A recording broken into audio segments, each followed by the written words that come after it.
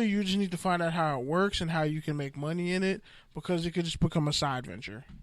Like for athletes, So what you're saying? what you're saying is the Players Association needs to like fully understand what they're getting into, so they can get the players a bag and some sponsorship and some of that, and find ways to where, okay, how can our players make money off this? No, I agree, because the worst case scenario is, between they're not going to stop it. Between fantasy, between data, between sports betting, those are $3 billion businesses. So the NFLPA has to be careful that if they do sign this 5, 6, 10-year agreement, however long it is, that they fully project where those three businesses will be at over the entire duration of their deal and negotiate that accordingly. Because the worst thing you want to do is just take whatever makes sense right now and then have the business grow and not only lose out then, but lose out in your next agreement because you took less than you should have the first time.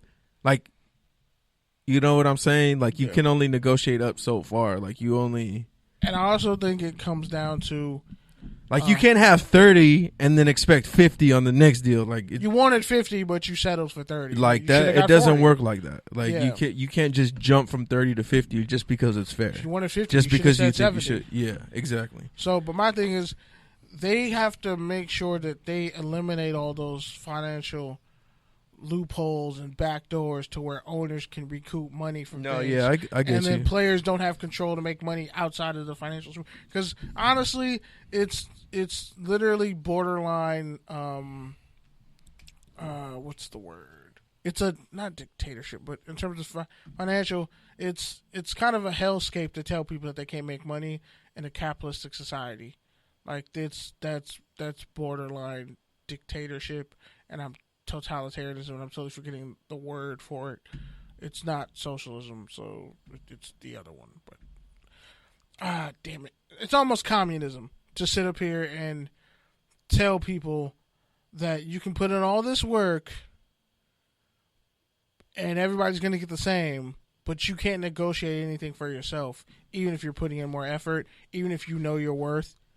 Like, we all get the same baseline, and I think that's what.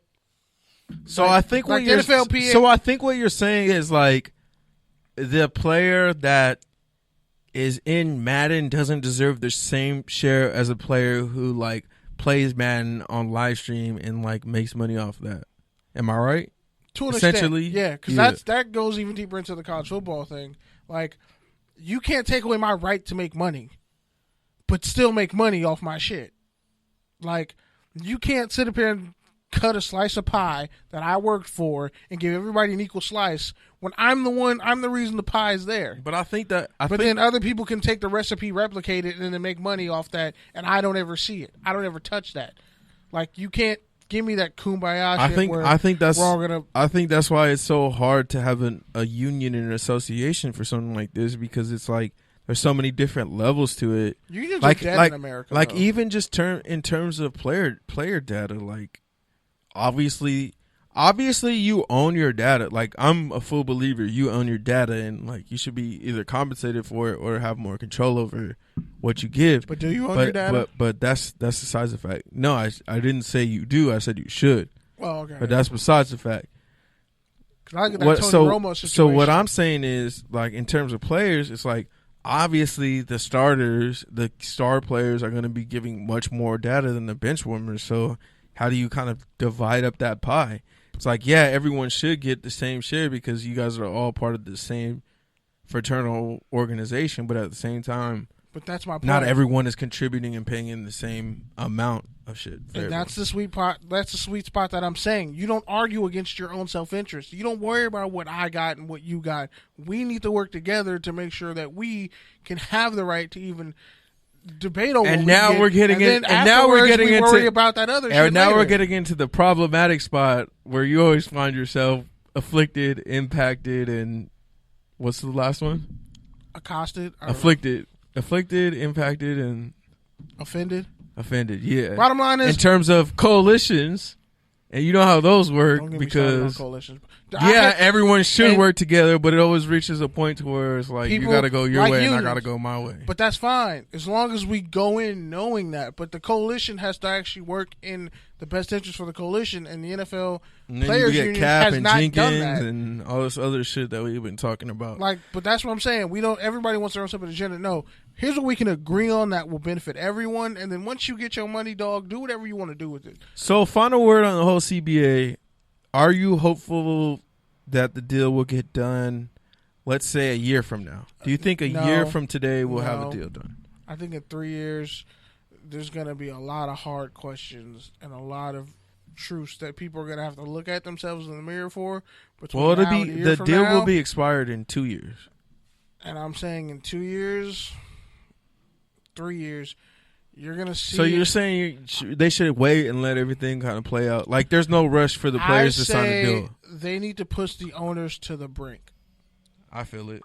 And I don't think they're ready to do that. So if you're going to be disjointed and you're a rookie and you're worried, well, oh, I'm not going to have this money, well, like learn some fiscal responsibility because you can live off an NFL salary. Like if you don't have, even if you have an agent, if you live in an apartment and once you get the taxes and everything done, as long as they got like a bunch of kids running around, like, bro, if you're actually smart and fiscally responsible, you can live off an NFL salary. You can't explain to me going broke off an NFL salary and talk to someone who's a dishwasher and somehow manages to have their rent and bills paid every month, has insurance, like all this other shit. And there's literally a whole documentary about this. You can watch all that. Yeah, but I'm saying it's easy to go broke, but when you have that much money and you're just fiscally irresponsible, that's your fault. It's not like, oh, I got all this money and now I have to pay everybody. Well, you got to make tough decisions when it comes to money. Sometimes you got to cut people off. Maybe you don't always need an agent, whatever. But, like, I don't see, bottom line, I have really no faith in the players union, but more so the players to come together and actually go to war with the owners for what fear. They're worth. You're saying there's too much fear. No, I'm saying there's just too much disjointedness, and which is fear. That's not fear. Like, but disjointedness is stemmed from individuals having fear. I want to say a little bit of cowardice. Cowardice is fear. There's synonyms. Are they synonyms? Yeah, bro. I know thesauruses are obsolete, but pick one up, bro. They're synonyms. But yeah, on that note, they're sentiments. Let's switch up to a topic not too far related, but not too related either. Madden ratings, something you're passionate about every year, something we've always talked about in the show annually. Because the ratings are stupid and they make no sense. So, just real quick, like what's something that you're really appalled about? The speed ratings make no sense. And some of these overall ratings are trash. Overall, I just thought it was laughable that the Raiders literally drafted 274s and 269s with their top 4 picks. And after that, the worst part was after that, a bunch of their picks were like not even that lower rating. Like Marquise Brown isn't the best receiver in this draft. That was trash too. He got a 77 overall. Like a bunch but his rating is very accurate. I think you called out Bosa. He had like a 77. He had a 78. He has 79 speed.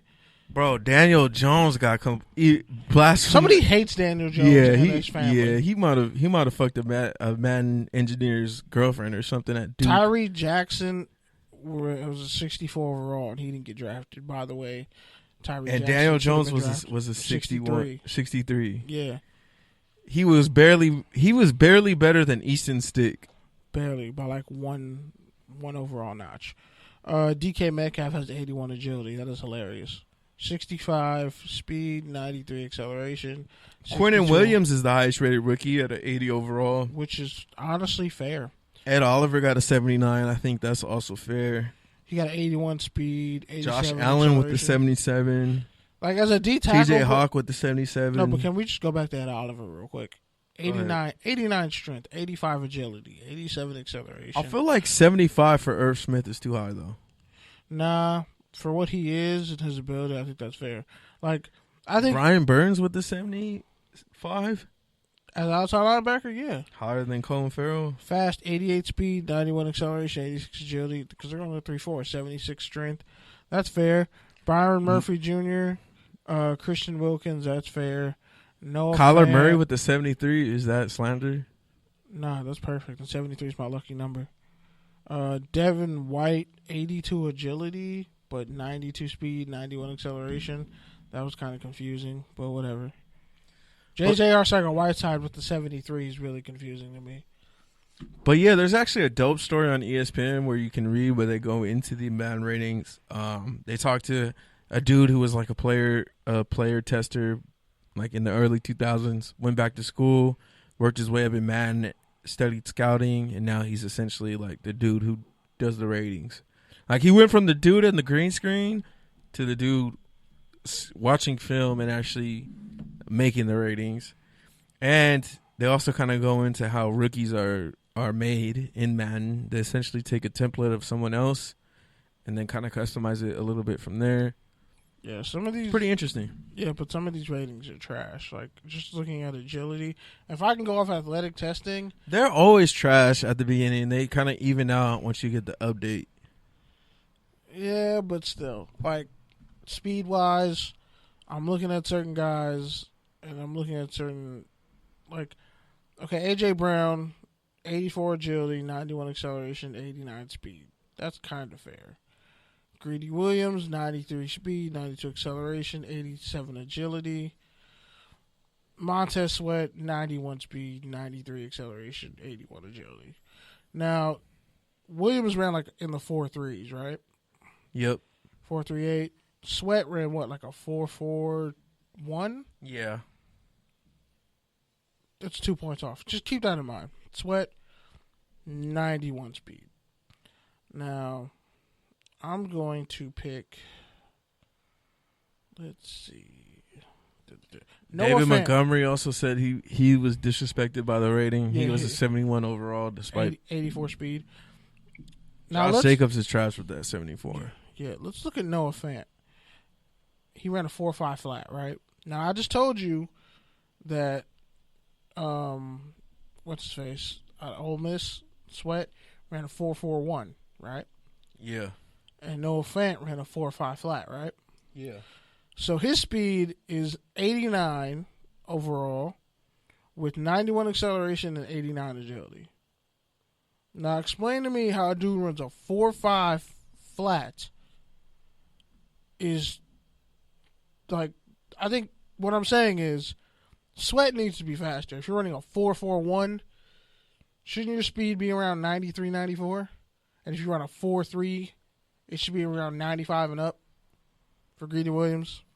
Because Byron Murphy... Something like that. If Byron Murphy ran, what, like a 4.54, but he has 88 speed, 90 acceleration, he's only like 1 point off of agility and speed from Noah Fant, and Noah Fant ran a 4.5 flat.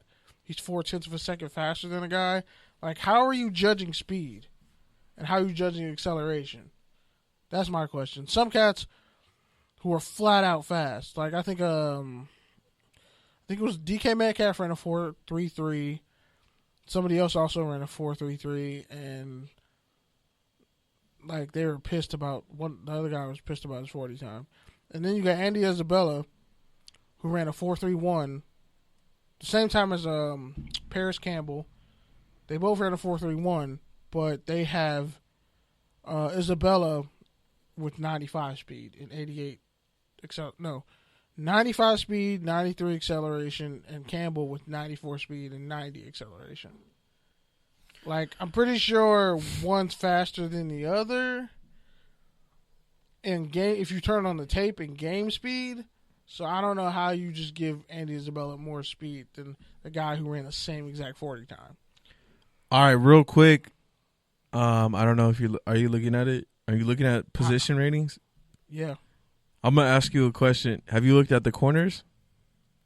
Yeah. Let me ask you. The tight ends are amazing. Let me ask you who the top corner is off the top of your head without looking. Who do you think it should be? The top corner should be Greedy Williams, but I think it's Brian Murphy. Yeah, it is Brian Murphy at the 75 overall. Greedy Williams clocking in at the 73. Murphy Bunting with the 72. DeAndre Baker with the 71. They disrespected Rocky Baker. Yasin